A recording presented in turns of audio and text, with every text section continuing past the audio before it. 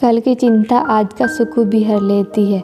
आशा अनमोल को समझा रही थी और अनमोल अपने सारे बैंक अकाउंट का डिटेल लेकर बैठा था और आगामी 3 साल की योजना बना रहा था।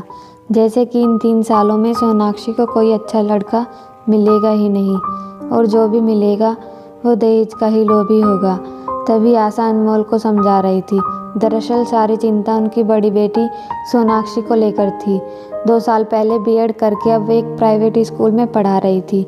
देखने में सलोनी थी, ऊपर से सूर्य इतना सदा हुआ था कि सब उसे कंठ कोकिला कहते थे और कुछ बदतमीज टाइप के लोग उसे काली कोकिला भी कह देते थे। तब उसकी बड़ी बड़ी मृगनयनी सी आंखों में आंसू भर आते थे।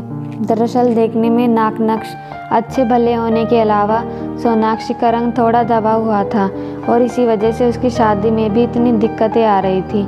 सुकोमल गात और हंस सी रंगत वाली दुल्हन की लालसा लिए लड़के वाले देखने आते और फिर नापसंद कर जाते। माता पिता दोनों ही बेहद दुखी हो जाते। इसी वजह से सोनाक्षी की छोटी बहन पाखी की शादी हो गई थी। रंग की धुली हुई पाखी लड़के वालों को पहली नज़र में ही पसंद आ गई थी और सोनाक्षी को बड़ी तेज़ी से उसकी कमतरी का एहसास करा गए थे। पर सोनाक्षी ऐसे मौक़ों पर अपना आत्मविश्वास गिरने नहीं देती, बल्कि खुद की काबिलियत और बढ़ाने में लग जाती। पिछले 2-4 महीनों में सोनाक्षी बहुत खुश रहने लगी थी। वजह थी उसके साथ काम करने वाले संगीत के शिक्षक अजितेश ने उसे अपनी जीवन संगिनी बनाने का प्रस्ताव दिया था, जिसे 1 महीने आगा पीछा सोचने के बाद कहीं जाकर सोनाक्षी ने स्वीकार कर लिया था। वो सोच रही थी अपने प्रेम के बारे में माता पिता को कैसे बताए कि आज रसोई में चाय बनाते वक्त अपने माता पिता की बातें सुनकर उससे और रहा नहीं गया। सीधे जाकर उनसे सामने खड़ी हो गई और उनको अजितेश के बारे में बताया।